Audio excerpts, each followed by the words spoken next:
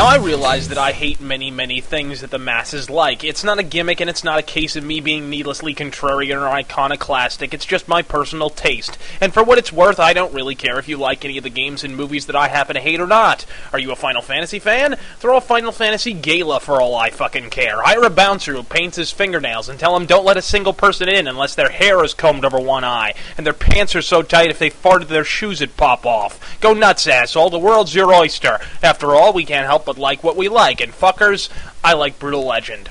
Now, although Tim Schafer, Brütal Legend's producer, is fairly well known, I have to admit that I had never heard of the guy until I started hearing the buzz building around this game a few years back.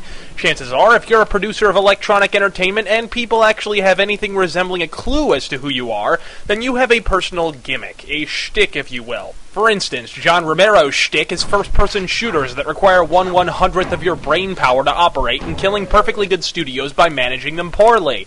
Hideo Kojima's shtick is cutscenes that run about 20 minutes longer than the average cricket match, and dialogue that's almost half as coherent as an upside-down Thorazine trip in an earthquake.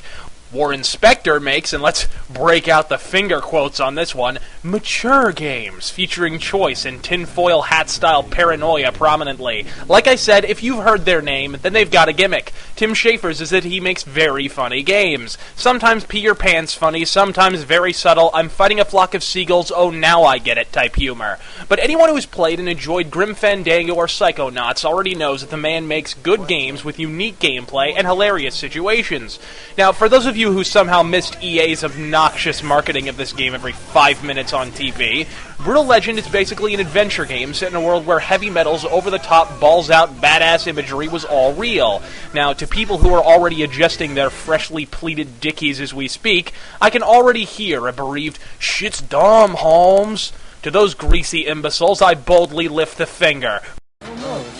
Clean up your act.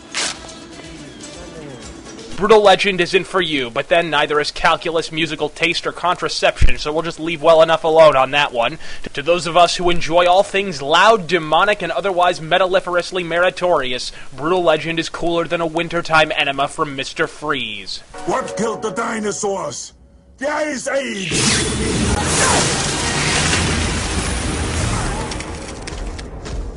Stay cool, bird boy. Does it have issues? Plenty. The car handling feels a bit off, for one. It seems to have 2 speeds, which I've affectionately dubbed holy shit and I just hit a tree. A small plant or a picket fence should not be capable of stopping an automobile, assholes, much less one with mounted missile launchers and a bumper made of swords and shit. Also, commanding people in battle takes a bit of getting used to, after which battle becomes almost half as hard as getting a reality show on VH1, but this game really isn't about all of that. It's about the phrase, holy shit, because you will utter it no less than 10 times during the course of your playthrough, probably more. The game strings together one impressive, clever scenario after another, and in terms of humor, it's quite probably the funniest video game release since the N64 classic Conker's Bad Fur Day. Maybe even better, given that it doesn't have all those dated late 90s pop culture references thrown in for cheap laughs. Just the classic 80s clash of hair metal's minions versus the true warriors of rock. Oh yeah, and non-metal trash like Dragon Force and Static X thrown in to pack the new metal kiddies in by the bong load.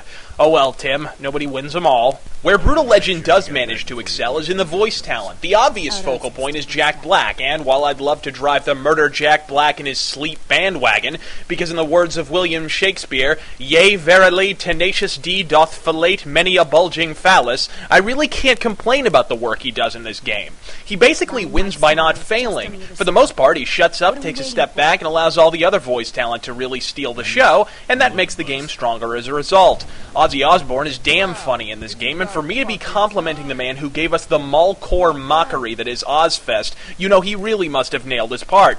Rob Halford, the legendary Judas Priest frontman, is stellar and hilarious as General Lionwhite, but you really have to wonder why certain folks are absent. Lemmy's a great addition, but where's Alice Cooper? Or Gene Simmons? These guys are naturally funny and would have been great in this game, but alas, all of this falls into the shoulda, coulda, woulda, but didn't-a category, and none of these mild issues ultimately detract from the metal majesty that is Brütal Legend.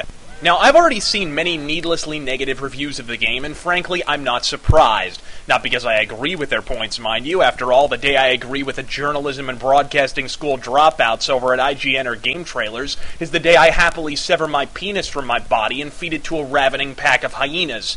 I understand their negative reviews only because in the last 2 years following the unspeakable awesome that was 2007, I've noticed that game reviewers have been looking for the perfection that is Mass Effect or BioShock or Assassin's Creed in every single release, and as a result, some damn good games have been written off as weak, when in truth, they're extremely solid releases that don't deserve the bad scores they're receiving. Of course, conversely, three-dimensional Diablo clones like Demon's Souls or mediocre action platformers like Uncharted 2 don't deserve to be treated as if they've been introduced by the second coming of Jesus Christ and descended from heaven flanked by bare-breasted supermodels with chocolate bars wedged between their tits. But hey, that's just me. I'm not paid by the imbeciles at GameTrailers.com, who are in turn paid by the dolts at MTV, who are in turn paid by the drooling fucktards at Viacom to review games based on how much advertiser revenue's been shoveled into their coffers by the developer, so clearly we have different definitions of good. In summation, Rageaholics, Brütal Legend, good. GameTrailers.com, bad. I'm RazörFist, God fucking speed.